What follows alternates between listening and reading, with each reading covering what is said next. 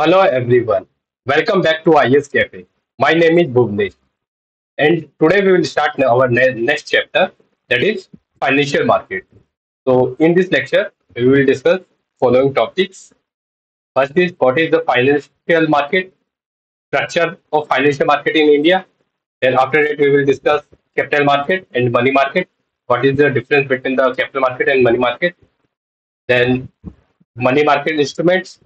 What are different types of money market instruments that we will discuss one by one.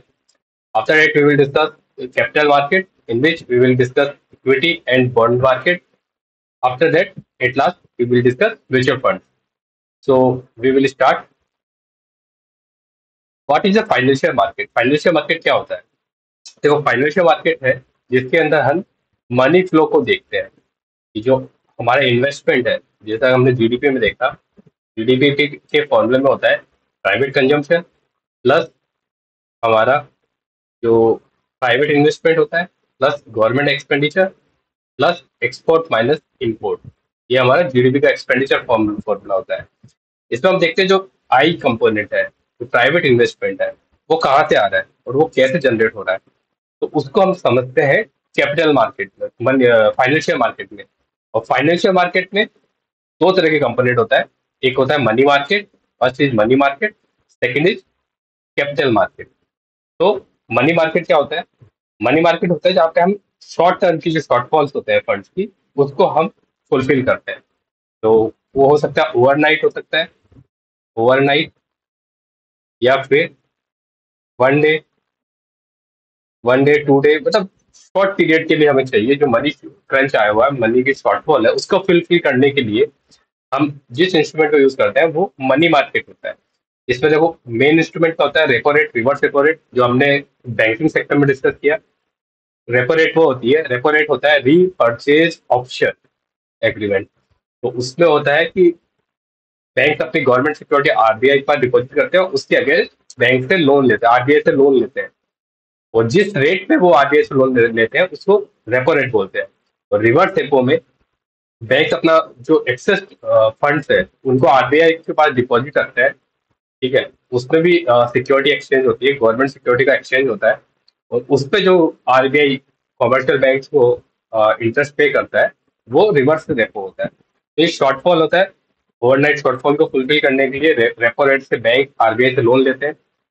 फिर next होता है call market, call money market.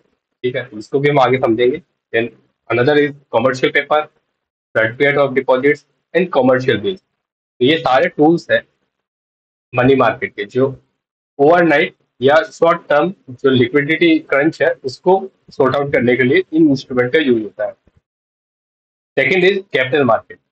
Capital market में क्या होता है? Long term का है। यहाँ पे हमने देखा जो टाइम पीरियड है वो लेस देन 1 ईयर है, लेस देन 1 ईयर। और यहाँ पे कैपिटल मार्केट में हम देखते हैं जो टाइम है वो ग्रेटर देन 1 ईयर होता है। 1 साल से ऊपर का हम देखते हैं इन्वेस्टमेंट।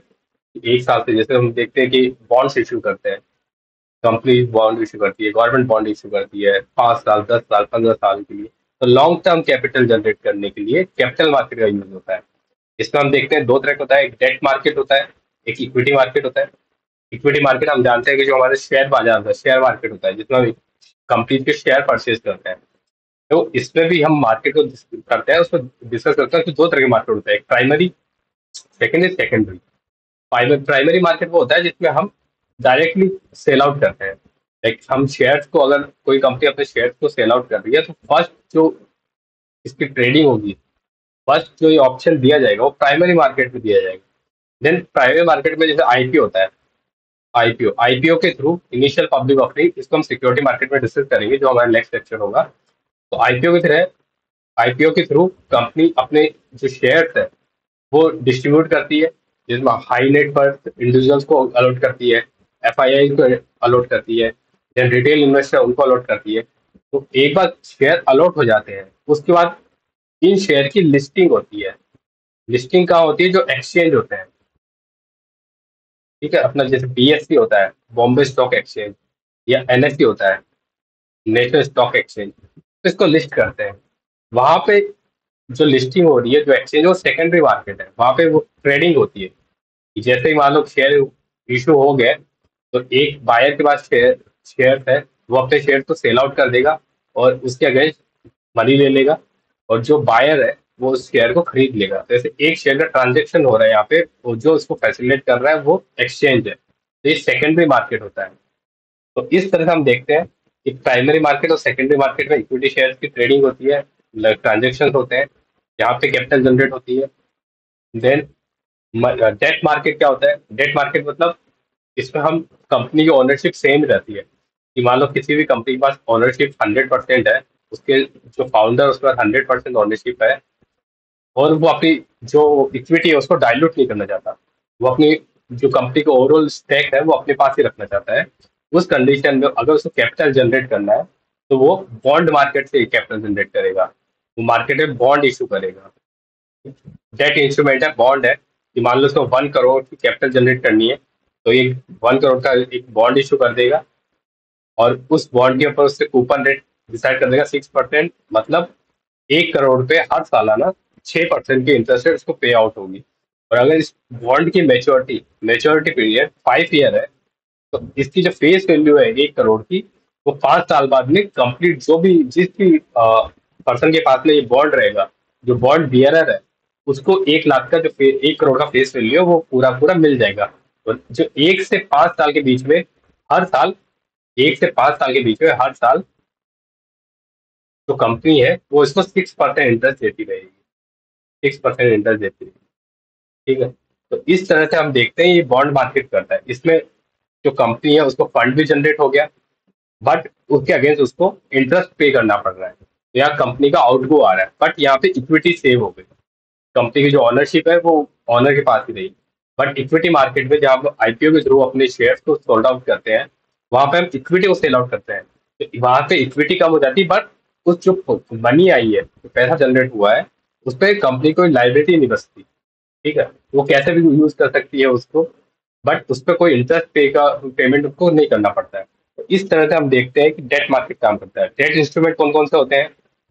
बॉन्ड्स होते हैं, जैसा कि मैंने बताया, इसको हम डिटेल में डिस्कस करेंगे। कन्वर्टेबल और नॉन कन्वर्टेबल बॉन्ड्स होते हैं, डिबेंचर्स होते हैं, ठीक है, इंडेक्स बॉन्ड होते हैं, कूपन जहाँ पे जीरो कूपन रेटेड होता है, जैसे गवर्नमेंट सिक्योरिटी है, गवर्नमेंट सिक्योरिटी है वो जीरो कूपन रेट होती है, तो ये हम आगे डिस्कस करेंगे।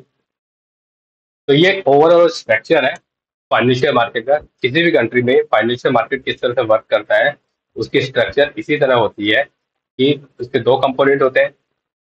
एक मनी मार्केट होता है जो शॉर्ट टर्म कैपिटल जनरेट करता है, जिसमें टाइम हम देखते हैं टाइम लेस देन 1 ईयर होता है। और सेकंड हम देखते हैं कैपिटल मार्केट है, कैपिटल मार्केट, इसमें टाइम हम देखते हैं ग्रेटर देन 1 ईयर है। इंस्ट्रूमेंट की बात कर लेते हैं, इंस्ट्रूमेंट में ये सारे इंस्ट्रूमेंट है इसके, जिसको हम one by one next slide में डिस्कस करेंगे। और कैपिटल मार्केट में हम देखते हैं कि एक डेट मार्केट होता है और एक इक्विटी मार्केट होता है। इक्विटी मार्केट में हम शेयर्स का ट्रांजेक्शन करते हैं, शेयर की ट्रेडिंग करते हैं। प्राइमरी मार्केट जहाँ पे फर्स्ट टाइम शेयर को ऑफर किया जाता है, जैसे आईपीओ की फॉर्म में फर्स्ट टाइम शेयर को ऑफर किया जाता है। सेकेंडरी मार्केट होता है जो एग्जिस्टिंग शेयर इशू हो गए हैं उनमें ट्रेडिंग होती है, जिसमें लोग कैपिटल गेन देखते हैं, या कैपिटल लॉस भी होता है कुछ शेयर्स में। तो वो ट्रेडिंग पर्पज के लिए सेकेंडरी मार्केट होता है जिसमें इन्वेस्ट किया जा सकता है। देन डेट मार्केट में हमने देखा बॉन्ड होता है, डिबेंचर्स होते हैं, जीरो कूपन बॉन्ड होता है, इंडेक्स बॉन्ड होते हैं, ये सब बॉन्ड मार्केट के एग्जाम्पल है। Now next we will discuss what is capital market and money market, दोनों में डिफरेंस समझ लेते हैं वन बाय वन। देखो, जैसा कि मैंने बताया कि मनी मार्केट है, जो भी मनी मार्केट है वो शॉर्ट टर्म होता है, शॉर्ट टर्म फाइनेंशियल जो क्रंच है उसको फिल करने के लिए होता है। तो इसमें लाइक एक बैंक के पास ओवरनाइट शॉर्टफॉल बची, जैसा कि मैंने प्रीवियस लेक्चर में बताया कि किसी बैंक को अपना सीआरआर 4% रखना होता है, ठीक है, एसएलआर 18% रखना होता है। तो सपोज बैंक ने ओवर लेंडिंग कर दी, उसका जो सीआरआर है 4% से कम हो गया, अब उसको चार एज पर आरबीआई नॉर्म्स उसको क्लोजिंग टाइम 4% सीआरआर रखना है। तो सपोज इसके अंदर शॉर्टफॉल होके 1 करोड़ कम पड़ रहा है, अगर 1 करोड़ कम पड़ रहा है तो ये 1 करोड़ कैपिटल कैसे जनरेट करेगा? या तो वो आरबीआई से रेपो रेट पे लोन ले लेगा, ठीक है, जो रेपो रेट वहां पे मान लो 4% की रेपो रेट चल रही है, उससे वो अपनी गवर्नमेंट सिक्योरिटी है, जो जी सिक्योरिटी है, उसको आरबीआई को डिपॉजिट करके आरबीआई से 1 सीआर की मनी जनरेट कर लेगा और नेक्स्ट ईयर उसको वापस लौटा देगा। तो एक तो ये कर सकता है, या बाकी हम देखेंगे मनी मार्केट में कौन कौन से इंस्ट्रूमेंट है, उससे वो कैपिटल जनरेट कर लेता है। हो सकता है वो दूसरे बैंक से, बैंक बी बैंक बी से ओवरनाइट मनी जनरेट कर लेता है, वहां पे वो रेपो रेट से जो भी इंटरेस्ट रेट चल रही है उस रेट से वो इंटरेस्ट पे कर देगा उस बैंक बी को। तो वहां से कर सकता है, इसको कॉल मनी मार्केट बोलते हैं, कि कॉल किया, इतनी मनी चाहिए, इतने टाइम के लिए चाहिए, तो इस हिसाब से ट्रांजेक्शन होता है। तो ये सब इंस्ट्रूमेंट हो सकते हैं शॉर्ट टर्म शॉर्टफॉल को फुलफिल करने के लिए।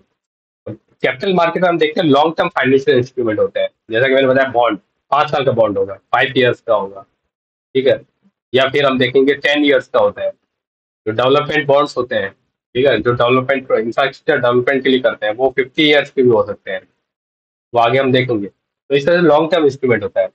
पार्टिसिपेंट देख लेते हैं कि कौन कौन पार्टिसिपेंट होता है। मेनली जो मनी मार्केट होता है उसमें फाइनेंशियल इंस्टीट्यूट्स होते हैं, बैंक्स होते हैं, वही पार्टिसिपेट करते हैं। तो कॉमर्शियल बैंक हो जाएंगे, सेंट्रल बैंक्स हो जाएंगे, फाइनेंशियल इंस्टीट्यूट्स हो जाएंगे, या कॉर्पोरेशन हो जाएंगे, जो हम देखते हैं बड़ी बड़ी कंपनीज होती है, जिनको मान लो अपने प्रोजेक्ट एक्सपेंशन के लिए, फॉर एग्जाम्पल अगर एचपीसीएल की रिफाइनरी है, एचपीसीएल को अपनी रिफाइनरी लगानी है, उसको कैपिटल जनरेट करना है। तो अगर वो अपना स्टेक बेचना नहीं चाहता और उसको फिर भी कैपिटल चाहिए, तो वो डेट मार्केट से कैपिटल जनरेट करेगा। कैसे करेगा कि वो अपना, मान लो उसको 50 करोड़ के प्रोजेक्ट की ये फंडिंग चाहिए, 50 करोड़ का वो बॉन्ड इशू कर देगा, ठीक है। बॉन्ड इशू किया तो उस पर उसको कूपन रेट देना पड़ेगा। कूपन रेट मान लो अगर उसके 6% है, तो एनुअली उसको 6% इंटरेस्ट पे करना पड़ेगा। और इसका मेच्योरिटी पीरियड मान लेते हैं, सपोज 10 ईयर का है, 10 ईयर के लिए उसको लोन चाहिए, तो जो बॉन्ड है 50 करोड़ का, वो 10 ईयर के लिए इशू किया है। तो हर साल कंपनी को 6% के हिसाब से जो भी अमाउंट बनता है, वो जो बॉन्ड बियरर है, बॉन्ड होल्डर्स है, उसको वो पेमेंट करना होगा। और जो 10 ईयर के बाद जो फेस वैल्यू है, इसकी फेस वैल्यू कितनी है, 50 करोड़ है, 50 करोड़ उसको वापस दे देगा जो भी बियरर है। अपने बियरर से क्या मतलब है, यहाँ पे बियरर क्या है, तो जो बॉन्ड है वो भी ट्रेडेबल इंस्ट्रूमेंट होता है। जैसा अपन बीएससी एनएससी पे बात करते हैं, बीएससी और एनएससी एक्सचेंज है, यहाँ पे हम शेयर्स को ट्रेडिंग करते हैं, कि एक कंपनी का शेयर है, उसको मैंने खरीदा, ठीक है, मैंने किसी से खरीदा, तो सेलर ने मुझे बेच दिया, तो वहाँ ट्रेडिंग हो रहा है, उसको फैसिलिटेट कर रहा है एक्सचेंज। तो इसी तरह आज मुझे कैपिटल की रिक्वायरमेंट है, मेरे पास 50 शेयर है किसी कंपनी की, मैंने उस 50 शेयर को सेल आउट कर दिया, जो भी मार्केट रेट चल रही है उससे सेल आउट कर दिया, मेरे पास कैपिटल जनरेट हो जाएगी। और जिसको उसकी शेयर की जरूरत थी उसने उसको परचेज कर लिया, जिसके पास एक्सेस कैपिटल थी उसने उसको परचेज कर लिया। इसी तरह बॉन्ड भी होता है, कि मान लो किसी ने बॉन्ड को सब्सक्राइब किया हुआ है, ठीक है, अब उसको कैपिटल की जरूरत है, तो वो एक्सचेंज पे बॉन्ड को सेल आउट करेगा, और जो भी उसका बायर होगा उसको खरीद लेगा। तो यहाँ पे कैपिटल जनरेट हो जाएगी बियर के पास। लेकिन अब बियरर पहले ए पर्सन था, अब बियरर बी% हो गया। जो बॉन्ड को बियर कर रहा है, जो बॉन्ड को होल्ड कर रहा है, वो बियरर है। जो भी बॉन्ड बियरर होगा इंटरेस्ट पेमेंट उसी को होगा, ठीक है। तो इस तरह से कैपिटल मार्केट वर्क करता है। तो इसमें हम कैपिटल मार्केट में देखते हैं कौन पार्टिसिपेट करता है। इसमें इन्वेस्टर करते हैं, ठीक है, कॉर्पोरेशन करती है जो लॉन्ग टर्म कैपिटल जनरेट करती है, ये गवर्नमेंट इंस्टीट्यूट है, वो करते हैं। गवर्नमेंट की जैसे मैंने बताया कि मान लो गवर्नमेंट कंपनीज हुई, जैसे एचपीसी आई बीपीसीएल हुआ, या गवर्नमेंट की कंपनी जैसे एफसीआई है, फूड कॉर्पोरेशन ऑफ इंडिया। तो जो एक्स्ट्रा बजटरी हम बोरोइंग की बात करते हैं, जैसे कैग था, अपने पॉलिटी में पढ़ा हुआ CAG, controller auditor general of India. तो कैग ने एक हाईलाइट किया था कि जो गवर्नमेंट ओन कंपनीज है, जैसे एफसीआई है, फूड कॉर्पोरेशन ऑफ इंडिया, इसमें जैसे ही फंड्स की शॉर्टफॉल होती है वो मार्केट से बोरोइंग कर लेती है। क्या आइडियली क्या जो गवर्नमेंट है, गवर्नमेंट को अपने बजटरी सपोर्ट में देखना चाहिए, बजट के टाइम देखना चाहिए कि इस कॉर्पोरेशन को कितना मनी ट्रांसफर करना है। तो गवर्नमेंट उस समय नहीं करते, क्योंकि अगर वो उस समय बजट पे खर्चा करें तो उसके लाइबिलिटी में आ जाएगा, तो उसी उसी हिसाब से उसका एक्सपेंडिचर बढ़ जाएगा। तो गवर्नमेंट उस वाले केस में क्या करती है, उस समय बजट की टाइम दिखाती नहीं है, और जब भी उसका शॉर्टफॉल होता है वो मार्केट से ये बॉन्ड इशू करके कैपिटल जनरेट कर लेते हैं। कैपिटल जनरेट करने के लिए बोरोइंग तो होगी, ये बोरोइंग कॉस्ट आ रही है, और ये गवर्नमेंट एंटिटी है, तो ये जो बोरोइंग कॉस्ट है अल्टीमेटली गवर्नमेंट ऑफ इंडिया के पास ही ट्रांसफर हो रही है, बट इनडायरेक्ट फॉर्म में ये कंपनी के पास है, जो ये लाइबिलिटी कंपनी की है। अल्टीमेटली कंपनी को ये पेमेंट, ये जो बॉन्ड मार्केट से कैपिटल जनरेट किया वो वापस लौटाना पड़ेगा, ठीक है, जिससे भी कैपिटल जनरेट किया उसको वापस देना पड़ेगा। तो अगर कंपनी फेल हो जाती, कंपनी प्रॉफिट जनरेट नहीं करती है, तो गवर्नमेंट को ही अमाउंट पे करना पड़ेगा आगे जाके, ठीक है। तो इस हिसाब से हम देखेंगे, अगर देखते हैं, तो ये गवर्नमेंट की इनडायरेक्ट एक तरह से लाइबिलिटी बनती है, इसको हम ऑफ बजट बोरोइंग बोलते हैं, बजट के बाहर है। तो इस तरह से जो गवर्नमेंट एंटिटीज है वो बोरोइंग करती है, या रिटेल इन्वेस्टर वो करते हैं। अब इंस्ट्रूमेंट की बात कर लेते हैं, कौन कौन से इंस्ट्रूमेंट है। मनी मार्केट में होता है ट्रेजरी बिल होते हैं, जो गवर्नमेंट सिक्योरिटी होती है less than 1 year. Then government, इसमें देखते हैं गवर्नमेंट बॉन्ड्स हो सकते हैं कैपिटल मार्केट में। मनी मार्केट में कॉमर्शियल पेपर्स होते हैं, सर्टिफिकेट और डिपॉजिट्स होते हैं। रीपर्चेज एग्रीमेंट है, जो रेपो बताया था मैंने, रेपो रेट से आप बोरोइंग करते हैं वो होता है। कॉल मनी मार्केट होता है। म्यूचुअल फंड्स होते हैं शॉर्ट टर्म। और कैपिटल मार्केट में हम देखते हैं कि स्टॉक्स होते हैं, जो किसी भी कंपनी के स्टॉक हो, लॉन्ग टर्म होल्डिंग्स होती है लोगों की, ठीक है, वो होते हैं। बॉन्ड्स होते हैं, डिबेंचर्स होते हैं। अब बॉन्ड और डिबेंचर में क्या डिफरेंस है वो भी हम देख लेते हैं। बॉन्ड होता है सिक्योर इंस्ट्रूमेंट, ठीक है। और जो डिबेंचर है वो अनसिक्योर होता है।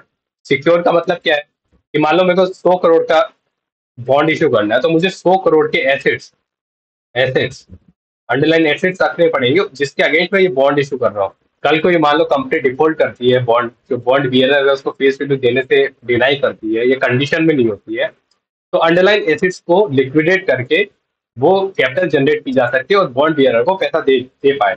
इसलिए यहाँ पे हम देखते हैं सिक्योर होता है। सिक्योर होता है तो यहाँ पे जो कूपन रेट है वो कम होती है। और डिबेंचर डिबेंचर में मान लो 100 करोड़ की कैपिटल जनरेट करनी है, बट यहाँ कोई अंडरलाइन एसेट नहीं होता। जो अंडरलाइन एसेट है वो सिक्योरिटी नहीं होती। सिक्योरिटी नहीं है तो हो सकता है मान लो कंपनी डिफॉल्ट कर जाती है। कंपनी डिफॉल्ट करेगी तो ये जो डिबेंचर को जिसने सब्सक्राइब किया हुआ है, जिस इन्वेस्टर ने डिबेंचर को खरीद के अपनी कैपिटल दी हुई है, उसका पैसा डूब जाएगा। तो उस केस में हम देखते हैं कि अनसिक्योर होता है। अनसिक्योर होता है यहाँ पे इंटरेस्ट रेट हाई होती है। तो सपोज अगर बॉन्ड बॉन्ड में कूपन रेट 6% चल रही है, तो डिबेंचर में कूपन रेट 8% चलेगी, ज्यादा होगी। तो देखो मार्केट का एक नियम है कि अगर हाई रिस्क है, हाई रिस्क हाई रिटर्न, ठीक है। तो अगर रिस्क ज्यादा है तो उस पे जो इन्वेस्टमेंट है उस पर रिटर्न भी ज्यादा होगा, क्योंकि यहाँ पे रिस्क ज्यादा है तो मनी लाइक वैनिश भी हो सकती है। बट अगर मनी वैनिश नहीं होती है और कंपनी सही परफॉर्म करती है तो उसको हाई रिटर्न मिलेगा, हाई इंटरेस्ट रेट मिलेगी। तो इस तरह के तो होते हैं। और हो सकते हैं, देखो गवर्नमेंट सिक्योरिटी होती है, जो गवर्नमेंट बॉन्ड होते हैं, लॉन्ग टर्म गवर्नमेंट बॉन्ड होते हैं वो होते हैं। मॉर्गेज होता है, जो भी हम सिक्योरिटी की बात की है वो सिक्योर होती है, जैसे मैंने बॉन्ड बताया, वो मॉर्गेज के फॉर्म में, वहाँ कोई अंडरलाइन एसेट्स हो। मेच्योरिटी देख लेते हैं। मेच्योरिटी क्या है कि अगर मैंने जैसे बताया कि मनी मार्केट है वो लेस देन 1 ईयर के लिए होता है, 1 साल उससे कम साल के लिए होगा तो मनी मार्केट में आएगा। कैपिटल मार्केट में अगर 1 साल से ऊपर हम जाते हैं तो वो हमारा कैपिटल मार्केट होता है, जिसमें हम ईयर्स में बात करते हैं, सेवरल ईयर्स तक इन्वेस्टमेंट होता है या डिकेड्स में होता है। रिस्क देख लेते हैं। तो जैसा कि मैंने बताया, हाई रिस्क हाई रिटर्न, ये एक कॉन्सेप्ट है। सेकंड कॉन्सेप्ट है long time, long time high risk, ठीक है। जितना टाइम बढ़ेगा उतना रिस्क बढ़ेगा, और जितना कम टाइम होगा उतना कम रिस्क होगा। अब यहाँ पे लॉन्ग टाइम हाई रिस्क है तो यहाँ पे हाई रिटर्न भी होगा, रिटर्न भी हाई होगा। जैसा कि हाई रिस्क हाई रिटर्न बताया मैंने, वैसे लॉन्ग टाइम हाई रिस्क है और हाई रिस्क है तो हाई रिटर्न होगा। तो इस हिसाब से हम देखते हैं कि जो हमारा मनी मार्केट है उस पर हम शॉर्ट टर्म इंस्ट्रूमेंट की बात करते हैं। टाइम कम है तो यहाँ पे रिटर्न भी कम होगा और रिस्क कम होगा। रिस्क कम है तो रिटर्न कम होगा, इंटरेस्ट रेट कम होगी, लो रिटर्न मिलते हैं। वैसे ही हम देखते हैं कि कैपिटल मार्केट के अंदर पोटेंशियल बहुत ज्यादा होता है, हाई रिस्क हाई रिटर्न है। लंबा टाइम है तो रिस्क ज्यादा है और रिटर्न भी अच्छा मिलेगा उस पर। यहाँ पे इंटरेस्ट रेट ज्यादा होती है। हर देख लेते हैं कि जो शॉर्टफॉल लिक्विडिटी क्रंच है उसको फुलफिल करने के लिए हम मनी मार्केट को यूज करते हैं। जैसे मैंने बताया ओवरनाइट बोरोइंग, किसी बैंक के पास सीआरआर 4% रखना है, 4% सीआरआर मेंटेन करने में उसको 1 करोड़ की शॉर्टफॉल हो रही है, तो 1 करोड़ या तो आरबीआई से बोरो कर लेगा रेपो रेट पे, या किसी भी दूसरे कॉमर्शियल बैंक से बोरो कर लेगा रेपो रेट से, ठीक है, उसको कॉल मनी मार्केट बोलते हैं। या फिर वो कोई सर्टिफिकेट और डिपॉजिट इशू करके कर सकता है। तो इस तरह से वो शॉर्ट टर्म अपनी कैपिटल जनरेट करता है। कैपिटल मार्केट हम देखते हैं लॉन्ग टर्म कैपिटल है, मोस्टली होते हैं बड़े एक्सपेंशन प्रोजेक्ट्स होते हैं, इंफ्रास्ट्रक्चर प्रोजेक्ट्स होते हैं, वो इसके अंदर आते हैं। रेगुलेशन देख लेते हैं। जो मनी मार्केट है उसकी रेगुलेशन कौन करेगा? नॉर्मली सेंट्रल बैंक करता है, जो आरबीआई है। आरबीआई आरबीआई इसको रेगुलेट करता है, सेंट्रल बैंक। और जो कैपिटल मार्केट है वो सिक्योरिटी एंड जो सिक्योरिटी मार्केट है उसके अंदर हम प्ले कर रहे हैं, तो वहां पे सेबी प्ले करेगी। सेबी है security exchange board of India, यहाँ पे सेबी इसको रेगुलेट करती है कैपिटल मार्केट को। Now last is market function. इसमें देखेंगे हम फैसिलिटेट करता है बोरोइंग को, लैंडिंग को। इसमें एक इंस्टीट्यूट बोरो कर रहा है अपनी शॉर्टफॉल को फिलफिल करने के लिए, दूसरा इंस्टीट्यूट उसको लैंड कर रहा है उस बैंक की शॉर्टफॉल को फिलफिल करने के लिए और इंटरेस्ट गेन करने के लिए। इधर हम देखें लॉन्ग टर्म जो इंफ्रास्ट्रक्चर प्रोजेक्ट्स है, ठीक है, एक्सपेंशन प्लान्स होते हैं कंपनी के, उनको फुलफिल करने के लिए इसको यूज किया जाता है। तो मेरे हिसाब से कैपिटल मार्केट मनी मार्केट आपको टोटल क्लियर हो गया होगा। कैपिटल मार्केट 1 साल से ऊपर हमें जो कैपिटल जनरेट करनी होती है उसके लिए हम कैपिटल मार्केट को यूज करते हैं। और शॉर्ट टर्म होता है जो 1 साल से कम होता है, ओवरनाइट्स होते हैं कुछ, उनको वहां पे हमें कैपिटल जनरेट करने के लिए हमें मनी मार्केट को यूज करना पड़ता है। मनी मार्केट शॉर्ट टर्म के लिए होता है, इसलिए वो कम रिस्की होते हैं, कम रिस्क है तो कम रिटर्न होगा। और जो कैपिटल मार्केट है वो लॉन्ग टर्म के लिए कैपिटल जनरेट करते हैं, लॉन्ग टर्म है तो वहाँ पे रिस्क हाई हो जाता है, रिस्क हाई होता है तो वहाँ पे हाई रिटर्न मिलता है। इंस्ट्रूमेंट हम देख ले क्या क्या होता है मनी मार्केट में। हमने देखा रेपो रेट होता है, रिवर्स रेपो रेट होता है, कॉमर्शियल पेपर्स होते हैं, कॉमर्शियल बिल्स होते हैं, सर्टिफिकेट डिपॉजिट्स होते हैं, ठीक है, देन कॉल मनी मार्केट होता है, शॉर्ट टर्म म्यूचुअल फंड्स होते हैं, ये सारे इंस्ट्रूमेंट होते हैं। देन कैपिटल मार्केट में कौन कौन से होते हैं? कैपिटल मार्केट में बॉन्ड्स होता है, डिवेंचर्स होते हैं, ठीक है, गवर्नमेंट सिक्योरिटी होती है, इक्विटी होती है, ये सारे इंस्ट्रूमेंट्स हैं। तो इससे तो आपको दोनों में डिफरेंस क्लियर होगा। अब नेक्स्ट हम डिस्कस करेंगे मनी मार्केट इंस्ट्रूमेंट। अब जो हमने इतनी बात की कि मनी मार्केट जो शॉर्ट टर्म शॉर्टफॉल है, जो शॉर्ट टर्म शॉर्टफॉल है, उसको फुलफिल करने के लिए हम इस मनी मार्केट में यूज करते हैं। इसके कौन कौन से इंस्ट्रूमेंट हो सकते हैं? पहला है ट्रेजरी बिल। ट्रेजरी बिल क्या होता है कि जो गवर्नमेंट सिक्योरिटी है वो इशू होती है लेस देन 1 ईयर के लिए। गवर्नमेंट सिक्योरिटी अगर लेस देन 1 ईयर मैच्योरिटी की है तो उसको हम ट्रेजरी बिल बोलते हैं, ठीक है। वो हो सकता है 90 डेज, ये 91 डेज है, 91 डेज हो सकता है, 182 डेज हो सकता है, ठीक है, ये ट्रेजरी बिल होते हैं, ठीक है। 91 डेज, 182 डेज, ठीक है, या 364 डेज, ये हमारे डिफरेंट टाइप के गवर्नमेंट सिक्योरिटी हो सकती है। और इस इन टाइम पीरियड की गवर्नमेंट सिक्योरिटी को हम ट्रेजरी बिल बोलते हैं। तो ये गवर्नमेंट इशू करती है, शॉर्ट टर्म होती है। Next is commercial paper. Commercial paper क्या होता है? कॉमर्शियल पेपर होता है कि अनसिक्योर्ड डेट होता है कि कोई भी कॉर्पोरेशन है उसको अनसिक्योर्ड डेट चाहिए, यहाँ पे कोई अंडरलाइन एसेट्स नहीं है, अंडरलाइन कोई एसेट्स नहीं है, तो उस केस में हम देखते हैं तो वो हमारे कॉमर्शियल पेपर होता है। ये हो सकता है 30 डेज का कॉमर्शियल पेपर हो, 90 डेज का कॉमर्शियल पेपर हो। कॉमर्शियल पेपर है कि लाइक कोई भी कॉर्पोरेशन को फंड की जरूरत है, ओवरनाइट फंडिंग की जरूरत है, तो वो एक कॉमर्शियल पेपर प्रिंट करेगी, उसके नेट पर चलती मान लो 100 करोड़। अब उसको सब्सक्राइब करेंगे लेकिन इसके अंदर कोई अंडरलाइन एसेट्स नहीं है, कोई एसेट्स की बात करते हैं वो नहीं है, तो वो अनसिक्योर है। ये अनसिक्योर तो इसको सब्सक्राइब करेंगे, वही इंटरेस्ट रेट देगी। इंटरेस्ट रेट कोई इंटरेस्ट रेट डिसाइड कर लेगा कि मान लो हमें 1 महीने के लिए चाहिए, ये 1 महीने के लिए इशू करेंगे, 1 महीने के हिसाब से इसको इंटरेस्ट रेट डिसाइड कर लिया, मान लो 10% है, वो आउटगो रहेगा। 1 महीने के बाद उसके face value plus interest rate दोनों मिला के, face value plus interest rate ये मिला के ये वापस दे देगी। तो ये कॉमर्शियल पेपर है। तो ये हो सकता है 30 डेज के, 90 डेज के कॉमर्शियल पेपर है, कॉर्पोरेशन यूज करती है, नॉर्मली अनसिक्योर्ड डेट है। Next is certificate of deposit. Certificate deposit क्या होता है? ये फाइनेंशियल इंस्टीट्यूट होते हैं, जो भी फाइनेंशियल इंस्टीट्यूट होता है, बैंक्स होते हैं, ठीक है, या एनबीएफसी होते हैं, तो ये इसको इशू करते हैं डिपॉजिट्स के अगेंस्ट। ये ट्रेडेबल होते हैं कि जिसको भी इशू किया, मान लो मेरे पास पैसा है, मैंने बैंक में डिपॉजिट किया ये पैसा, उन्होंने मेरे को सर्टिफिकेट ऑफ डिपॉजिट इशू कर दिए, तो बैंक्स को कैपिटल जनरेट हो गई। अब सर्टिफिकेट डिपॉजिट, अब मुझे कल को मान लो जरूरत पड़ रही है कैश की, तो मैं इसको ट्रेड कर सकता हूँ, इसको किसी भी दूसरे को सेल आउट करके मैं कैपिटल जनरेट कर सकता हूँ।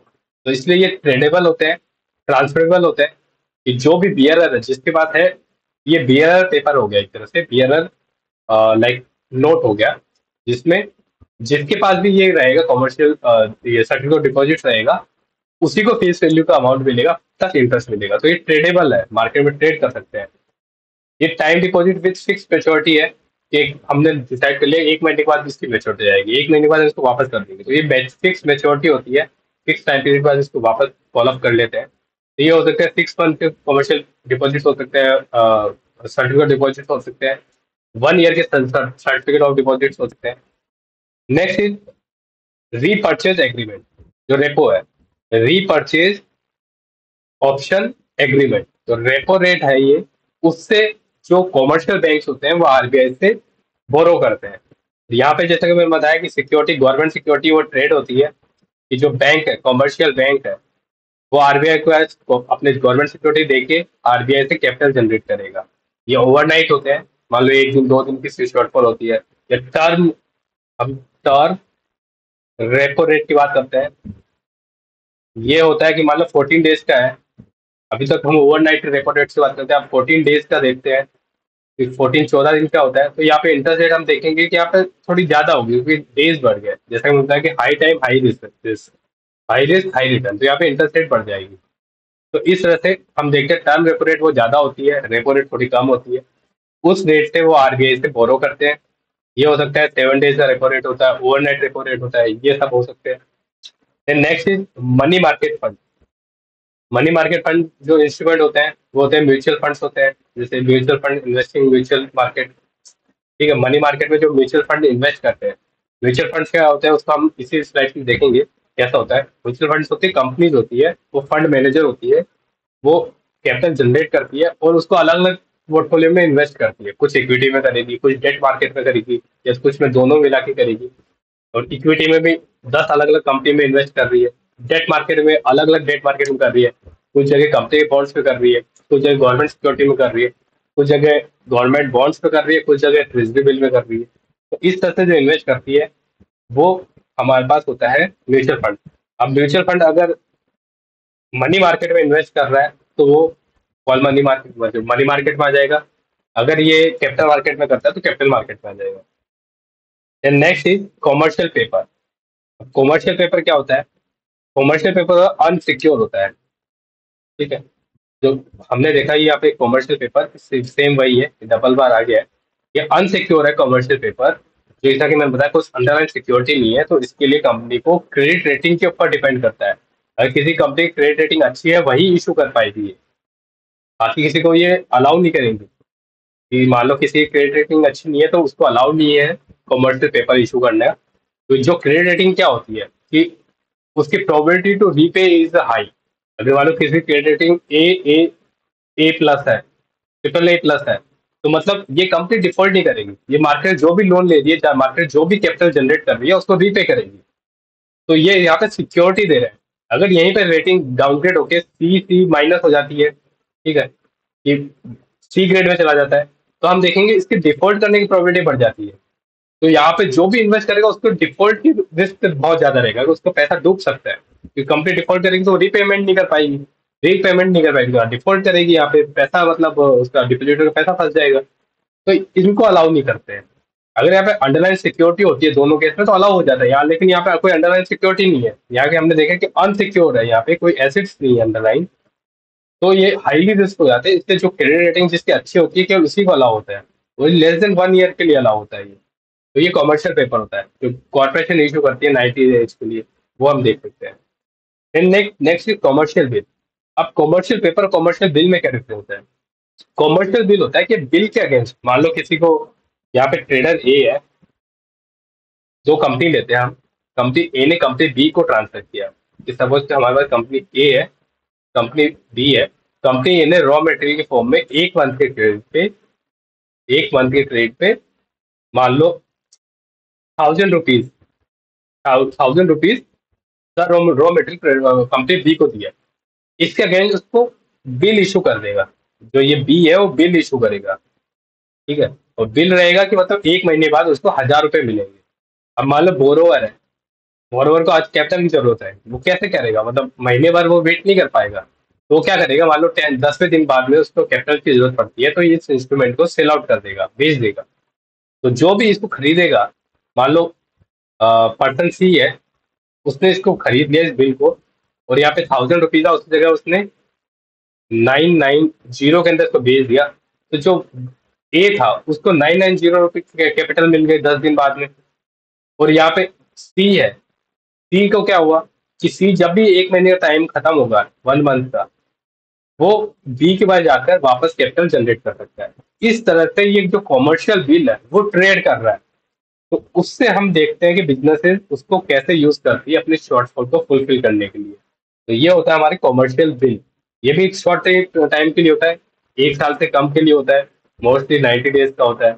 इनको पहले हम ट्रेड बिल्स बोलते थे, ठीक है, या बिल ऑफ एक्सचेंज बोलते थे। तो आजकल इसको कॉमर्शियल बिल बोलते हैं। कॉमर्शियल बिल, एक कॉमर्शियल कंपनी है, उसने अपनी जो लाइबिलिटी है उसका बिल इशू किया हुआ है कि इतने टाइम पीरियड के बाद में ये बिल अमाउंट हम आपको रीपे कर देंगे। अगर जो उस बिल का ऑनर है, होल्डर है, अगर उसको पहले कैपिटल जनरेट होती है तो उसको ट्रेड करके मार्केट से कैपिटल जनरेट कर लेगा। और जिसने भी उसको परचेज किया है वो उस स्पेसिफिक फिक्स टाइम के बाद में, मेच्योरिटी टाइम के बाद में, उस कंपनी एक बार जाकर वापस अपना पैसा ले लेगा। तो इस तरह से ये इंस्ट्रूमेंट काम करता है। Next is call money market. Call money market जैसे मैंने बताया, रेपो रेट पे एक कमर्शियल बैंक दूसरे कमर्शियल बैंक से बोरोइंग करता है, या एक कंपनी दूसरी कंपनी से बोरोइंग करती है। तो उस केस पे हम देखते हैं शॉर्ट टर्म बोरोइंग है, ठीक है। लेंडिंग इंस्टीट्यूट हो सकता है, एक बैंक से दूसरा बैंक कर रहा हो, एक कंपनी से दूसरे बैंक कंपनी कर रही हो। ओवरनाइट हो सकता है, या 7 डेज कॉल मनी हो सकता है। तो डिफरेंट टाइप के कॉल मनी मार्केट हो सकता है। कॉल मतलब कॉल करके हमने डिमांड कितना पैसा है, हमने आपस में म्यूचुअल ट्रस्ट के ऊपर काम कर रहे हैं यहाँ पे।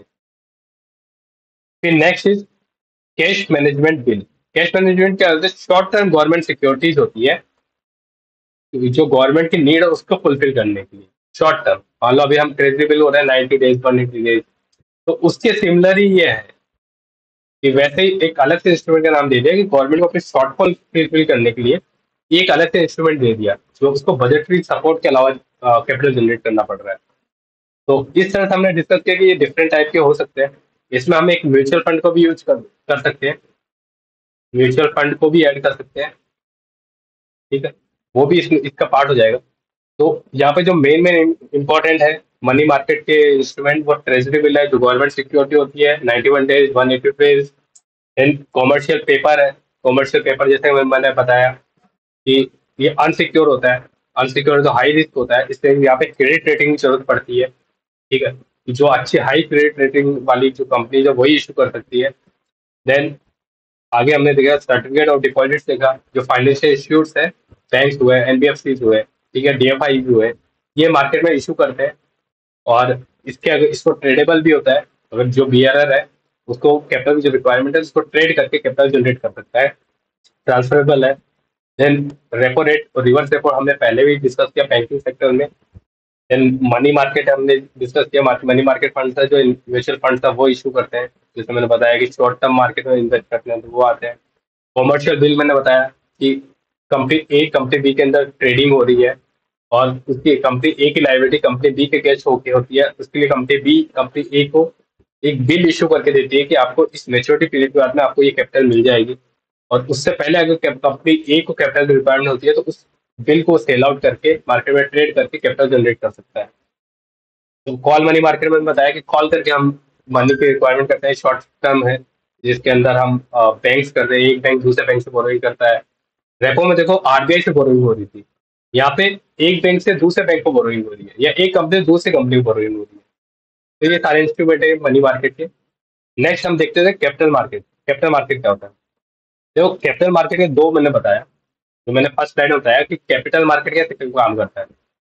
जो कैपिटल मार्केट है उसमें दो पार्ट होते हैं, एक होता है इक्विटी, एक होता है इक्विटी, दूसरा है डेट, ठीक है। जो डेट मार्केट है वो होगा।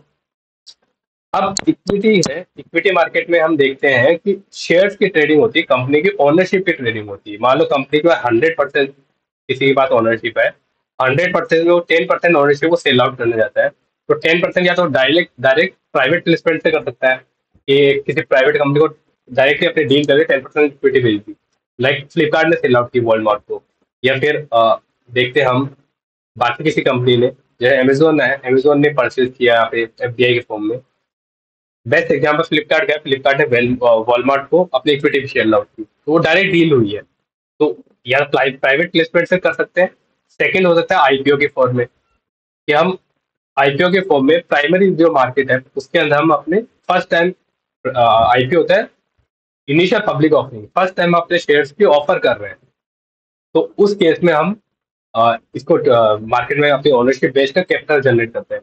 या फिर डेट मार्केट है जिसमें बॉन्ड मार्केट मैंने बताया, डिबेंचर्स बताया, कि यहाँ पे इक्विटी सेल आउट नहीं होती, इक्विटी इंजेक्ट रहती है, बस यहाँ पे इंटरेस्ट पेमेंट का, इंटरेस्ट रेट का जो पेमेंट है वो उस कंपनी का एडिशनल आउटगो हो जाता है, इसके अगेंस्ट को कैपिटल जनरेट हो जाती है। तो इस तरह से ये काम करता है। इस पर चैप्टर में अभी हम बॉन्ड मार्केट को डिस्कस कर लेते हैं। जो नेक्स्ट हमारा चैप्टर होगा सिक्योरिटी मार्केट, उसमें हम ये इक्विटी मार्केट को डिटेल में डिस्कस करेंगे, क्या आईपीओ होता है, क्या एफपीओ होता है, ये सब हम डिटेल में डिस्कस करेंगे। तो सबसे पहले हम देखते हैं बॉन्ड क्या होता है। बॉन्ड मैंने बताया एक डेट इंस्ट्रूमेंट होता है जिसके ऊपर कोई भी कंपनी कैपिटल जनरेट करती है और उसके आगे अपना इंटरेस्ट पेमेंट करता है। जो इंटरेस्ट पेमेंट होता है, जो इंटरेस्ट रेट होती है, उसको हम कूपन रेट बोलते हैं। कूपन रेट, ठीक है, वो हमारा इंटरेस्ट पेमेंट है, इंटरेस्ट रेट है। तो उसको हम बॉन्ड मार्केट बोलते हैं, बॉन्ड बोलते हैं। अब टाइप्स ऑफ बॉन्ड्स क्या होते हैं, कितने तरह के बॉन्ड, तो देखो हजारों तरह के हो सकते हैं, अलग अलग तरह के हो सकते हैं। उसमें हम इम्पोर्टेंट जो बॉन्ड्स हैं उनको देख लेते हैं। पहला होता है गवर्नमेंट बॉन्ड्स। गवर्नमेंट बॉन्ड कौन सा होता है? गवर्नमेंट बॉन्ड मैंने बताया कि दो तरह के होते हैं, शॉर्ट टर्म होता है, लॉन्ग टर्म होता है। शॉर्ट टर्म होता है वो हम ट्रेजरी बिल बोलते हैं, जो लाइक 365 डेज से कम होता है, 91 डेज, 182 डेज या 364 डेज, ये ट्रेजरी बिल है, वो हो सकता है। या लॉन्ग टर्म जो बॉन्ड्स होते हैं, 10 ईयर्स, 20 ईयर, 40 ईयर, जैसे अपनी ये सेंट्रल गवर्नमेंट ने अभी 40 ईयर्स मेजोरिटी है, 40 ईयर्स मेच्योरिटी के बॉन्ड इशू किए हुए हैं अपने डेवलपमेंट नीड्स को पूरा करने। जो कोविड टाइम कैश क्रंच आया था उस समय उन्होंने 40 ईयर्स के इशू किए, मतलब इसकी लाइबिलिटी 40 साल बाद मिलेगी।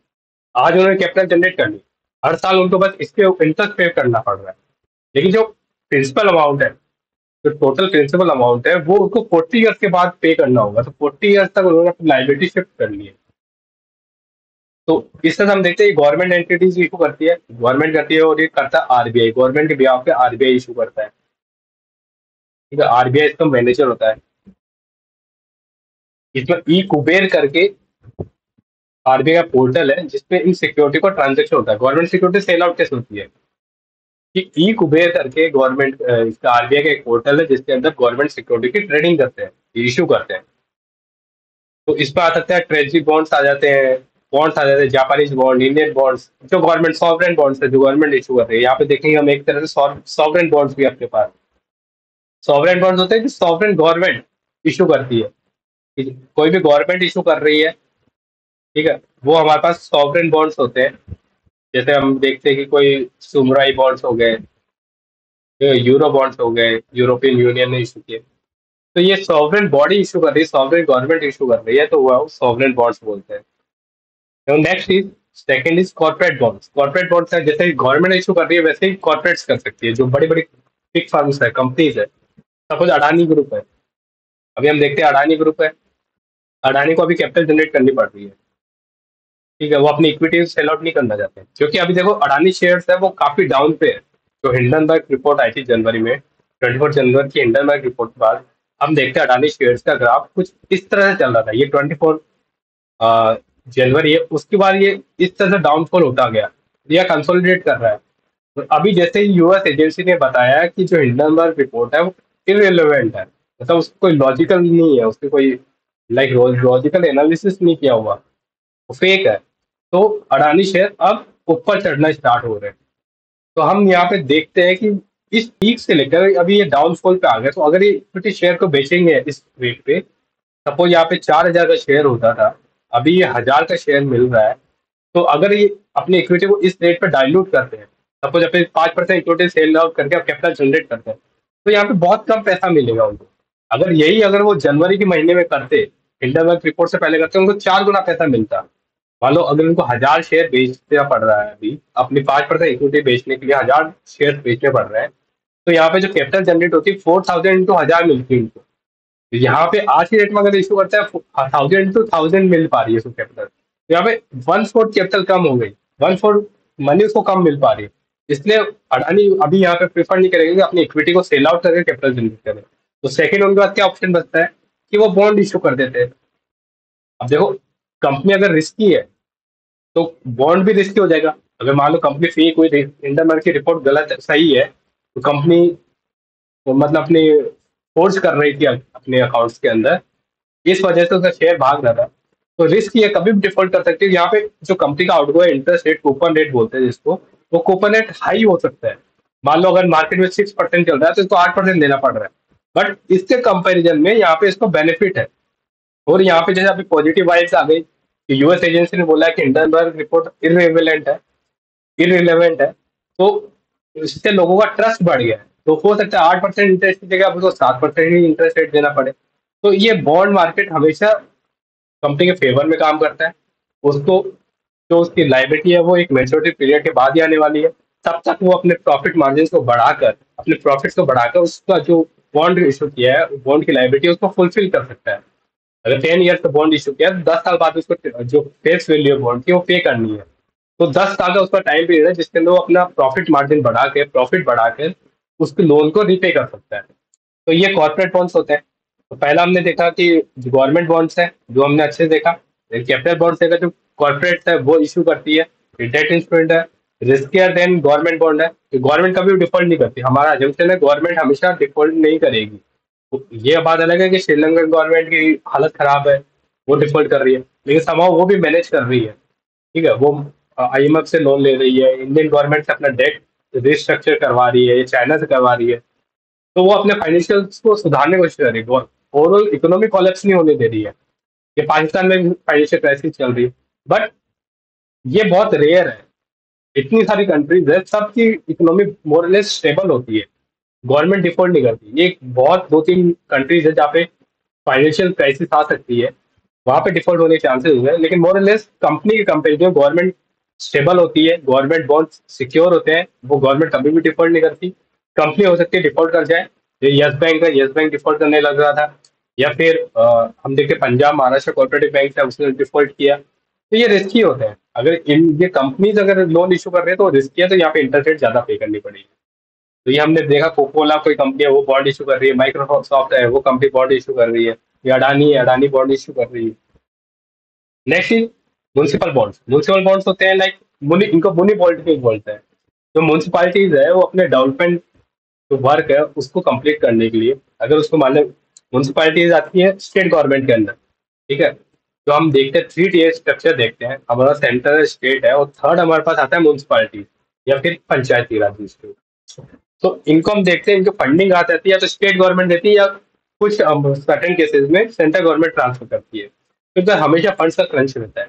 उस फंड के क्रंच को फुलफिल करने के लिए या तो वो टैक्स कलेक्ट करेंगे, वो भी उसको स्टेट गवर्नमेंट को अलाउ करना पड़ेगा। स्टेट गवर्नमेंट कुछ सर्टेन सब्जेक्ट्स पे टैक्स कलेक्शन की पावर म्यूनसिपालिटीज को दे सकती है, तो वहां से रेवेन्यू आएगा। फिर भी उसके अगर मान लो डेवलपमेंट वर्क को फुलफिल करने के लिए वो कैपिटल जनरेट नहीं हो पा रही है, तो बॉन्ड मार्केट में जाएगी, वहां पे बॉन्ड इशू करेगी, similar to government bond, similar to corporate bond, वैसे ही वो बॉन्ड इशू करेगी किसी स्पेसिफिक टाइम पीरियड के लिए। उस टाइम पीरियड के बाद उसको अपना वो पैसा वापस लौटाना है विद कूपन रेट। ठीक है, जो भी इंटरेस्ट रेट है उसके साथ में देना है। तो जिस टाइम टाइम पीरियड के लिए दे रही है, उस पीरियड के अंदर उसको अपने रेवेन्यू बढ़ाने पड़ेंगे ताकि उसको रिपे कर पाए, मेच्योरिटी पीरियड पे उसको रिपे कर पाए। तो ये हो सकता है। इसमें हम देखते हैं इंडिया के केस में देखेंगे तो लखनऊ का आता है, लखनऊ म्यूनिसिपल बॉन्ड, ठीक है, या बेंगलुरु म्यूनिसिपल बॉन्ड्स, इन्होंने म्यूनिसिपल बॉन्ड्स इशू किए हुए हैं। तो ये हो सकते हैं। लेकिन next is treasury inflation related या प्रोटेक्टेड बॉन्ड। तो जो ट्रेजरी इन्फ्लेशन होता है, जो इन्फ्लेशन है, मार्केट में महंगाई चल रही है, हम देखते हैं कि मार्केट में इन्फ्लेशन चल रहा है। आज 10 रुपए की चीज थी, वो कल 12 रुपए की मिल रही है, एक साल बाद 12 रुपए की मिल रही है, इन्फ्लेशन हो रहा है। तो उसके अकॉर्डिंग हम देखते हैं जो भी इंटरेस्ट चल रहा है मार्केट में, जो भी इन्फ्लेशन चल रहा है उसको हम एडजस्ट कर देते हैं। सपोज हमने एक बॉन्ड इशू किया, उस पर हमने कूपन रेट 6% डिसाइड की, बट बट मार्केट में इन्फ्लेशन 10% बढ़ गया, तो जो 6% है उसके ऊपर 10%, 6 का 10% कितना होता है, 0.6% एक्स्ट्रा ऐड हो जाएगा इसके अंदर। तो ये इंडेक्स बॉन्ड हो गया। इंडेक्स मतलब एक इंडेक्स के साथ हमने इसको लिंक कर दिया। इंडेक्स कुछ भी हो सकता है, हमने यहाँ इन्फ्लेशन लिया है। यहाँ पे मान लो जैसे हम शेयर मार्केट की बात करते हैं, तो शेयर मार्केट में हम देखते हैं निफ्टी हमारा इंडेक्स है, निफ्टी 50, या हम देखते हैं सेंसेक्स है, वो हमारा इंडेक्स है। सेंसर कैसे मूव कर रहा है, तो हमें मार्केट का आइडिया लग रहा है कि मार्केट किस डायरेक्शन में जा रहा है। तो उसी तरह से हम देखते हैं कि इंडेक्स बॉन्ड जो सबसे लास्ट में है, इंडेक्स बॉन्ड, ये इंडेक्स बॉन्ड है, ठीक है। तो इंडेक्स बॉन्ड है, सॉरी। तो इसमें क्या हो रहा है, इंडेक्स बॉन्ड के अंदर, एक मिनट, इंडेक्स बॉन्ड के नाम कर रहे हैं जो इंडेक्स से लिंक कर रहे हैं। ये जो इंडेक्स लिया हमने, इससे लिंक कर रहे हैं यहाँ पे, कि इन्फ्लेशन से इंडेक्स कर दिया। यहाँ पे जैसे हमने इन्फ्लेशन की बात की इधर, कि अगर हमने कूपन रेट 6% डिसाइड की है और 10% हमारा इन्फ्लेशन बढ़ गया, तो कूपन रेट के अपन हम 10%, 6% का 10% हम देखेंगे 0.6% आएगा। तो इस तरह से हम देखेंगे इफेक्टिव कूपन रेट हमारी 6.6% हो जाएगी, और हर साल इतने का हमें इनकम मिलेगा, जो हमारा प्रॉफिट होगा इतने का होगा। और मैच्योरिटी के बाद, पीरियड के बाद में हमें जो फेस वैल्यू होगी बॉन्ड की, फेस वैल्यू वो मिल जाएगी पूरी पूरी। तो इस तरह से काम करता है। Next is zero coupon bond. Zero coupon bonds क्या होते हैं, इसको भी हम देख लेते हैं। देखो, जीरो कूपन में क्या होता है कि गवर्नमेंट जो हमें चीज, ट्रेजरी बिल की बात की, ट्रेजरी बिल या गवर्नमेंट सिक्योरिटी बोल रहे हैं जिसको, उसमें क्या होता है, गवर्नमेंट जो भी कूपन है, जो भी हम बॉन्ड इशू कर रहे हैं, ट्रेजरी बिल कर रहे हैं, उसको जीरो कूपन रेट पे इशू करेगी। अब आप सोचेंगे कि 0% इंटरेस्ट रेट पे कौन उसको सब्सक्राइब करेगा। मान लो 100 करोड़ का है ये जी गवर्नमेंट सिक्योरिटी, और इस पर कूपन रेट 0% है, तो कोई भी सब्सक्राइब नहीं करेगा इसको। तो उस केस में क्या होगा, गवर्नमेंट इसको क्या करती है कि जो आरबीआई को जब रिलीज करती है मार्केट में, तो यहाँ पे डिस्काउंट पे करती है, यहाँ पे डिस्काउंट होता है, ठीक है। तो यहाँ पे मान ले 100 करोड़ का था, यहाँ पे मान लो आरबीआई ने दे दिया 5% डिस्काउंट। तो जो भी है इसको 95 करोड़ पे, 95 करोड़ ही पे करना पड़ेगा इसको खरीदने के लिए। और इसकी मेच्योरिटी रख दी 1 ईयर, ठीक है। तो 1 साल बाद में इसकी फेस वैल्यू है 100 करोड़, वो बीआरआर को मिल जाएगी। जिसके पास भी ये गवर्नमेंट सिक्योरिटी है उसको 100 करोड़ मिल जाएगा, लेकिन उसको इंटरेस्ट कुछ मिलेगा नहीं, मिलेगा इंटरेस्ट नहीं मिल रहा, क्योंकि यहाँ 0% कूपन रेट है। बट इसने डिस्काउंट पे खरीदा था, तो इसके यहाँ पे हम प्रॉफिट देखेंगे, 5 करोड़ का उसका प्रॉफिट हो जाएगा, क्योंकि इसने डिस्काउंटेड रेट पे 95 करोड़ पे खरीदा और 100 करोड़ उसको मेच्योरिटी पे मिलेगा, तो डिस्काउंटेड रेट पे है। तो इफेक्टिव रेट देखेंगे हम इसको 5.1% या 2% के आसपास इसकी इफेक्टिव रेट आ जाएगी। तो 95 का इन्वेस्ट किया, 100 उसको मिल रहा है, तो 5 करोड़ का प्रॉफिट हुआ इंटू 95 इंटू 100, ये 1 ईयर का है। तो ये इसकी जो हम देखेंगे, तो ये इसकी एक तरह से अर्निंग है, मतलब एक तरह से जो है रिटर्न है। तो ये लगभग मोर देन 5.1 5.2 के आसपास होगा, कैलकुलेट करके देख लेना। तो इस तरह से हम देखते हैं कि ये इसकी इंटरेस्ट रेट है। तो यार फायदा क्या है ये सब करने का, क्या मतलब है, कूपन रेट देके कर सकते थे। बट कूपन रेट के साथ प्रॉब्लम क्या होता है कि ये गवर्नमेंट को हर साल की लाइबिलिटी आती जाती है। मान लो 10 ईयर का हमने बॉन्ड इशू किया है, तो हमने कूपन रेट के साथ इशू किया, तो हर साल गवर्नमेंट की लाइबिलिटी आती जाएगी। हर साल गवर्नमेंट को पे करता रहना पड़ेगा, कि जो 6% हमने कूपन रेट डिसाइड किया है, हर साल 6% उस 100 करोड़ का पे करना पड़ेगा, ठीक है। तो वो गवर्नमेंट हर साल लाइबिलिटी आती रहेगी। गवर्नमेंट नहीं चाहती कि हर साल हमको पेमेंट करना पड़ रहा है, हमें बजट पे इंक्लूड करना पड़ रहा है कि हमारा इतना इंटरेस्ट में जा रहा है। तो गवर्नमेंट क्या करती है, 0% तो इशू कर देती है, जो हर साल की लाइबिलिटी हट जाएगी। वो सारी लाइबिलिटी एक साथ शिफ्ट हो जाती है डिस्काउंटेड रेट पे, तो उसको डिस्काउंटेड रेट पे इशू कर देती है। 100 करोड़ का था, उसको 95 करोड़ में इशू कर दिया, तो 5 करोड़ का जो था वो एक साथ ही बजट में कंसिडर हो गया, हर साल की लाइबिलिटी चली गई। और जब मेच्योरिटी 10 साल बाद मेच्योरिटी आई, तो 100 करोड़ पूरा पूरा उसने, जो बियरर है, जो होल्डर है बॉन्ड का, उसको इशू कर दिया। तो इस तरह से हम देते जीरो कूपन बॉन्ड काम करते हैं, ठीक है। अब नेक्स्ट देखते हैं कन्वर्टेबल बॉन्ड्स। कन्वर्टेबल बॉन्ड्स क्या होता है, बॉन्ड की तरह ही होता है, लेकिन यहाँ पे एक ऑप्शन होता है। कन्वर्टेबल बॉन्ड होता है कि कन्वर्ट कर सकते हैं इक्विटी में, ठीक है।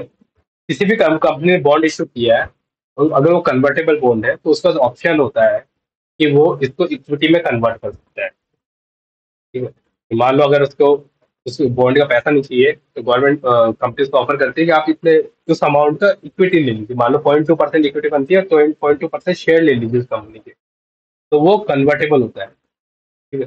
तो इसको हम देखते हैं कि कॉमन इक्विटी में कन्वर्ट किया जा सकता है। प्री डिटरमाइंड नंबर में होता है, कितने नंबर पर कर सकता है। इससे हम देखते हैं टेस्ला कन्वर्टेबल बॉन्ड्स है, ठीक है, अमेजोन कन्वर्टेबल बॉन्ड्स है, इन्होंने इशू किया है। अब हाई यील्ड बॉन्ड्स देख लेते हैं। हाई यील्ड बॉन्ड्स क्या हो सकते हैं? जैसा मैंने हाई रिस्क हाई रिटर्न, जहाँ रिटर्न हाई है वहाँ मतलब जहाँ रिस्क हाई है वहाँ रिटर्न हाई है।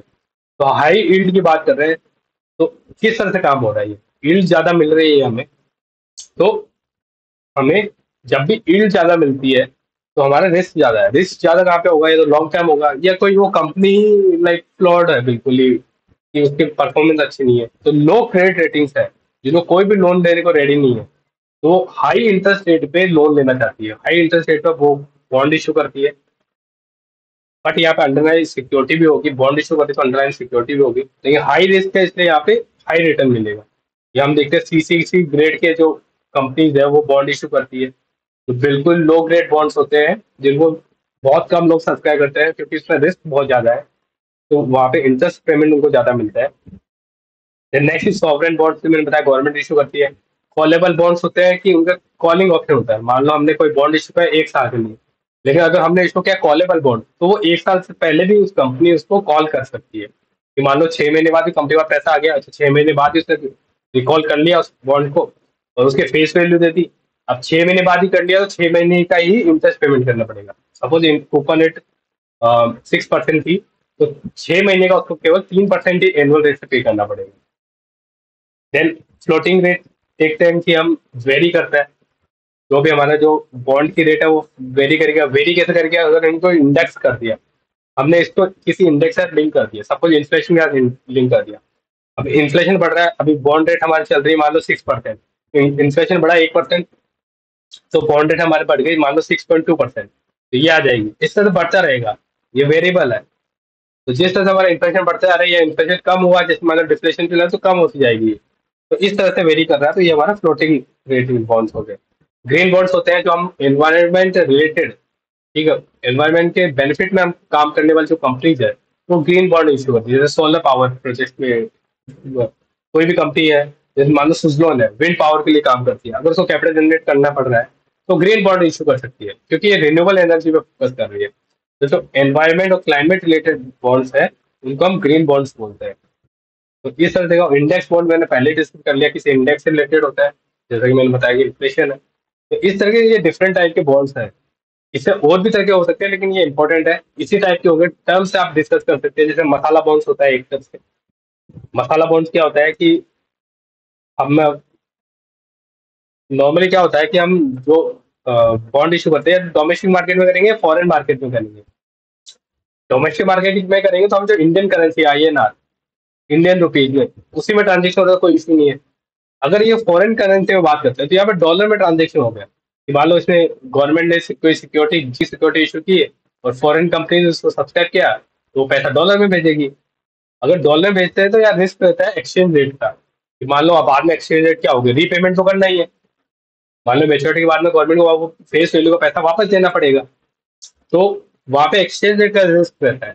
मान लो वहां पे एक्सचेंज रेट बढ़ गई है, तो गवर्नमेंट को एक्स्ट्रा मनी पे करनी पड़ेगी, और एक्सचेंज रेट कम हो गई तो गवर्नमेंट को कम मनी पे करना पड़ेगी। नॉर्मली एक्सचेंज रेट बढ़ती ही है, रुपी डेप्रिशिएट ही हो रहा है, day by day rupee depreciate ही होता है। तो उस कंडीशन में गवर्नमेंट की लाइबिलिटी बढ़ जाती है। तो यहाँ पे मसाला बोर्ड पे क्या होता है कि गवर्नमेंट अपनी लाइबिलिटी को रुपीज में ही रखती है, रुपीज में लेगी। फॉरेन इन्वेस्टर को जो पैसा देना है वो रुपीज में ही देना है, और गवर्नमेंट को रीपेमेंट भी रुपीज में करना है। तो इससे जो एक्सचेंज रेट की वॉलेटिलिटी है वो अब्जॉर्व हो जाती है। अब रुपीज में कर रहा है तो जो एक्सचेंज रेट की वॉलेटिलिटी है वो जो बियर कर रहा है वो फॉरेन इन्वेस्टर बियर कर रहा है, तो उसको रुपीज में मिलेगा। अगर मान लो एक्सचेंज रेट बढ़ जाती है तो उसको नुकसान हो जाएगा, एक्सचेंज रेट घट जाती है तो उसको फायदा हो जाएगा। तो इस हिसाब से हमने जो लाइबिलिटी है एक्सचेंज रेट की जो वजह से जो लाइबिलिटी बन रही थी वो हमने शिफ्ट कर दी। तो इस तरह के इंस्ट्रूमेंट होते हैं वो मसाला बॉन्ड बोलते हैं। इंडिया में उसको मसाला बॉन्ड बोलते हैं, अलग अलग कंट्री में अलग अलग नाम से वो भी हो सकते हैं। तो ये जनरल है, इनको हम जो आगे वाला सिक्योरिटी मार्केट है उसमें अच्छे से डिटेल में डिस्कस करेंगे। अब यहाँ पे एक टर्म थी ईल्ड, बॉन्ड ईल्ड, इसको भी मैं थोड़ा सा एक्सप्लेन कर देता हूँ। तो अभी हमने बात की कि कोई भी बॉन्ड इशू किया, ये बॉन्ड इशू किया, इस पे हमें कूपन रेट से पे करना पड़ रहा है। मान लो ये 100 रुपीज का बॉन्ड है, कूपन रेट हमने 6% रखी है, तो हमें हर साल, और इसकी मेच्योरिटी हमने 5 ईयर रखी है, तो हर साल 5 साल हम देखते हैं, 4 साल और 5 साल हम देखते हैं कि इसको 6-6% से 6-6 रुपए पे करने पड़ेंगे। ठीक है। अब हमने बोला कि ये जो इंस्ट्रूमेंट है ये ट्रेडेबल है, जो बॉन्ड है वो ट्रेडेबल है, एक्सचेंज पे हम इसको ट्रेड कर सकते हैं। जैसे मैंने आज बॉन्ड खरीद लिया, अब मैंने गवर्नमेंट से आज बॉन्ड खरीदा और मेरे को 1 साल बाद में अपनी कैपिटल की रिक्वायरमेंट है, मुझे घर ही खरीदना है, तो मुझे पैसे की जरूरत है। मैंने उस बॉन्ड को मार्केट में सेल कर दिया, मैंने एक्सचेंज पे सेल कर दिया और मैंने पैसा जनरेट कर लिया। और जिसको जरूरत थी उस बॉन्ड की उसने खरीद लिया, जिसको इन्वेस्टमेंट करना था। तो इस तरह से वो ट्रेडिंग कर सकते हैं उस बॉन्ड की। तो जैसे ही हम ट्रेडिंग कर रहे हैं यहाँ पे, तो ये जो ट्रेडिंग की रेट है वो डिसाइड होती है मार्केट फोर्स से, डिमांड एंड सप्लाई से। किसी को लगता है कि मार्केट में वॉलेटिलिटी ज्यादा है, कोविड का टाइम है, इक्विटी मार्केट बहुत ही वॉलेटाइल हो रखा है, उसमें इन्वेस्ट नहीं करना है, हमें सिक्योर इंस्ट्रूमेंट में इन्वेस्ट करना है। तो लोग सोचते हैं गवर्नमेंट सिक्योरिटी में इन्वेस्ट कर देते हैं। तो कोविड के टाइम गवर्नमेंट सिक्योरिटी की डिमांड बढ़ गई थी इक्विटी मार्केट से कंपेरिजन में। तो जैसे ही हम जानते हैं डिमांड सप्लाई का कॉन्सेप्ट है, डिमांड बढ़ती है तो प्राइस बढ़ती है। तो जैसे डिमांड बढ़ेगी, मान लो यहाँ पे हमारे पास 100 बॉन्ड है, बट यहाँ पे 200 लोग डिमांड करने लगे, तो इसकी प्राइस जो 100 रुपए थी, 100 रुपए से बढ़ के यहाँ पे 101 रुपए हो गई। अब 101 हो गई, और हमने बोला कि जो 5 ईयर है, 5 ईयर के बाद में जो इसको फेस वैल्यू है इसकी 100 रुपीज, वो वापस देनी है, 100 रुपीज वापस देनी है। तो 100 रुपए तो उसको मिलेंगे, लेकिन जो इंटरेस्ट रेट है वो 6 रुपए मिल रहा था, यहाँ पे 6 रुपए मिल रहा था हर साल। बट जो सेकंड बायर है, जो एक्सचेंज से खरीदा, उसने 101 रुपए में उस बॉन्ड को खरीदा है, 101 रुपए में खरीदा है, और उसको इंटरेस्ट मिल रहा है 6 रुपए, क्योंकि ये कूपन रेट तो फिक्स है, 6 रुपए मिल रही है। तो इस हिसाब से हम रिटर्न देखेंगे उस बंदे का, तो 6/101 आ रहा है इंटू 100।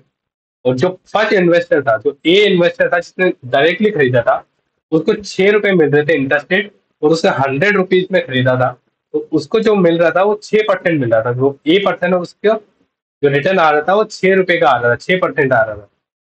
तो सेकंड पर्सन ने 101 रुपए पे एक्सचेंज से खरीदा है, तो उसका रिटर्न हम देखते हैं यहाँ पे देखेंगे, तो ये लेस देन 6% आएगा, मान लो 5.9% आ रहा है, रफली इतना ही आएगा इसके आसपास। तो यहाँ पे हम देखते हैं कि इसकी यील्ड कम हो गई, ये वाले जो रिटर्न आ रहे हैं वो यील्ड है, कि एक्चुअल कूपन रेट 6%, लेकिन उसकी यील्ड आ रही है वो 6.9 है। तो इस हिसाब से हम देखते हैं, जब भी बॉन्ड की डिमांड बढ़ती है, बॉन्ड की प्राइस बढ़ती है, तो उसकी यील्ड रेट कम होती है, और जब प्राइस घटती है तो इसकी यील्ड रेट बढ़ती है।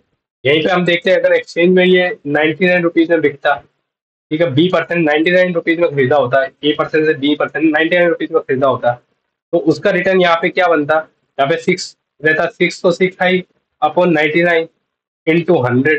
तो यहाँ हम देखते हैं 6.1% के आसपास उसका रिटर्न हो जाता है, तो यहाँ ईल्ड बढ़ जाती है। तो इसको ईल्ड कहते हैं, कूपन रेट के अलावा जो एक्स्ट्रा मिल रहा है वो उसकी ईल्ड रेट कहलाती है। तो ये सब क्लियर हो गया होगा आपको। लास्ट हम म्यूचुअल फंड को डिस्कस कर लेते हैं।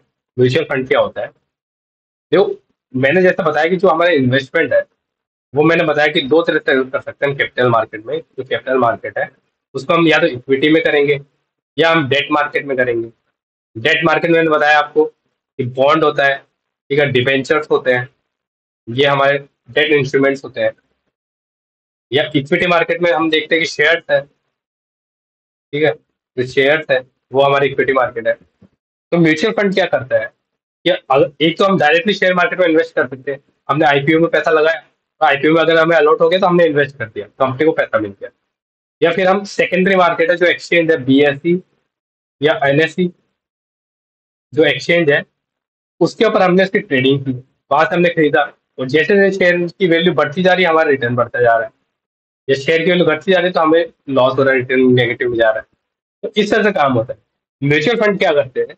म्यूचुअल फंड में एक फंड मैनेजर होता है, ये कोई भी, मान लो ICICI प्रूडेंशियल है, ठीक है, या DSP है, ये अलग अलग कंपनीज है जो म्यूचुअल फंड में काम करती है, ये फंड मैनेजर होता है, इनको हम फंड मैनेजर बोलते हैं। ये हमारे जो हम फंड देंगे उसको मैनेज करेंगे। तो यहाँ पे हमने मान लो 3 इन्वेस्टर लिए, ABC, इनको आइडिया नहीं है, इनको इक्विटी मार्केट में नहीं आता, बॉन्ड मार्केट में नहीं आता, इनको इन्वेस्ट करना ही नहीं आता। ये अभी तक सेविंग अकाउंट में पैसा रख रहे थे, सेविंग अकाउंट में 4% ये अर्निंग कर रहे थे, उस पर भी टैक्स पे कर रहे थे। तो इनको हाई रिटर्न चाहिए, तो हाई रिटर्न के लिए या तो इक्विटी मार्केट में इन्वेस्ट करें, शेयर मार्केट में करें, लेकिन वो रिस्की है, उनको पता ही नहीं कौन सा शेयर लेना है। जो शेयर लेते हैं वो गिरना स्टार्ट हो जाता है, जो शेयर बेचते हैं वो भागना स्टार्ट कर देते हैं। तो उनको जिसको नॉलेज नहीं है तो वो क्या करता है कि अपना कैपिटल, मान लो 100 100 रुपीज, ये सब लोग कलेक्ट करेंगे, 100 100 रुपीज, डिफरेंट भी हो सकता है, एग्जाम्पल मैंने सेम दिया है। ये फंड मैनेजर जो DSP है उसको देंगे, इसके बाद 300 रुपये की कैपिटल जनरेट हो जाएगी। अब ये क्या करेगा, ये डिफरेंट डिफरेंट इंस्ट्रूमेंट्स में इन्वेस्ट करेगा।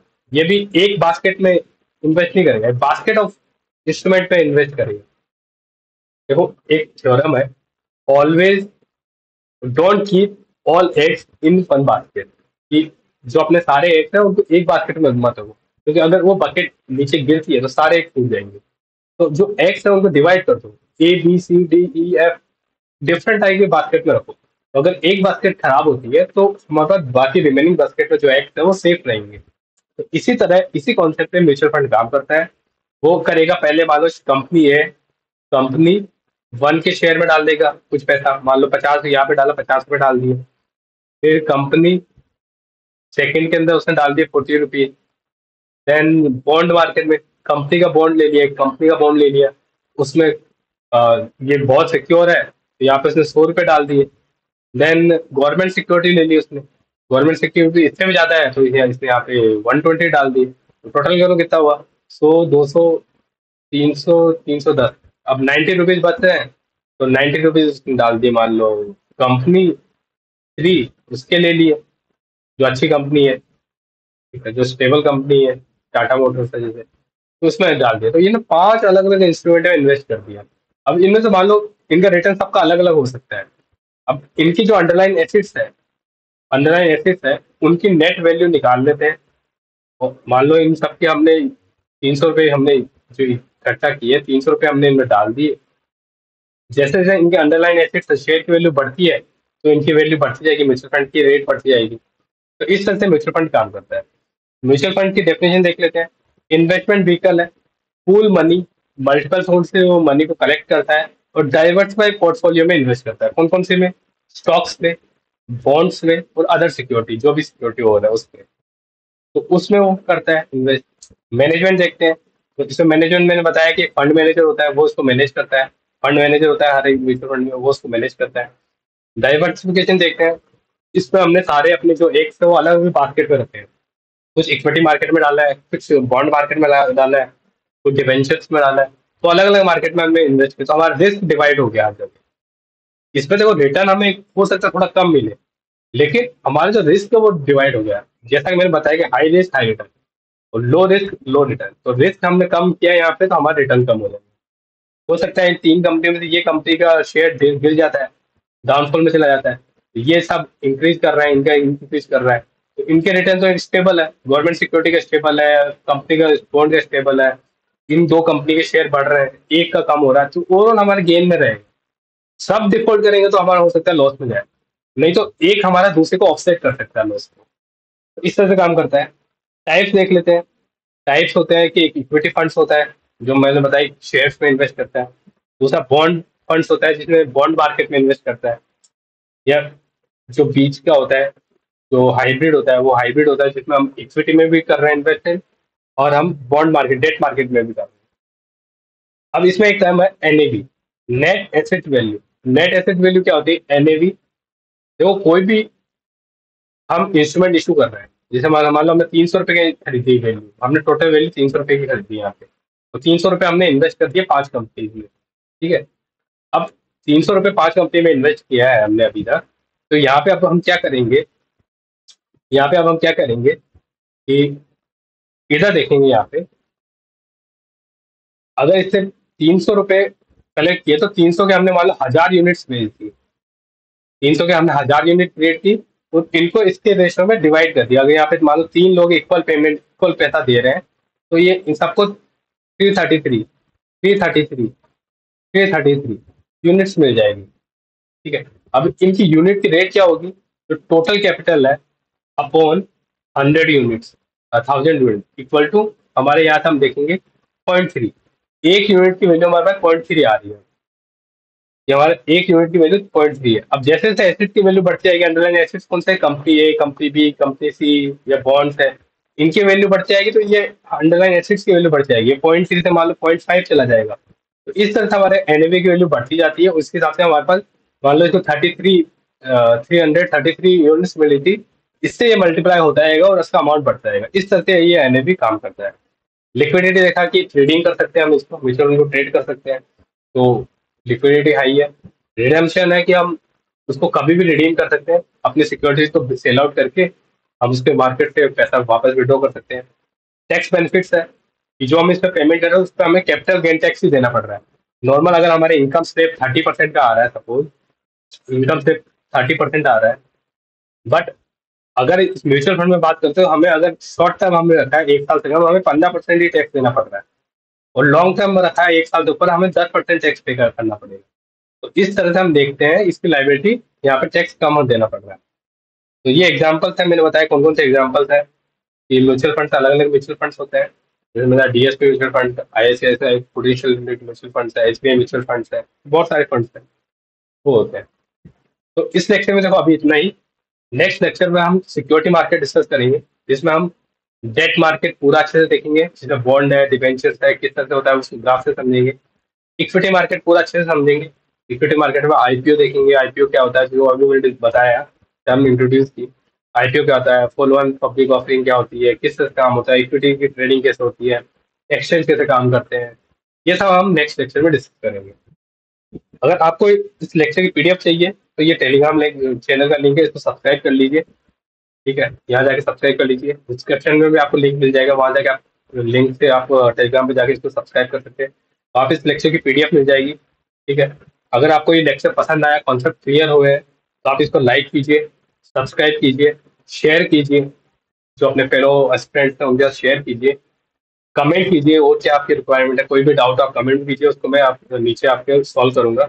इस वीडियो का लिंक और इसकी पीडीएफ आपको टेलीग्राम पे मिल जाएगी।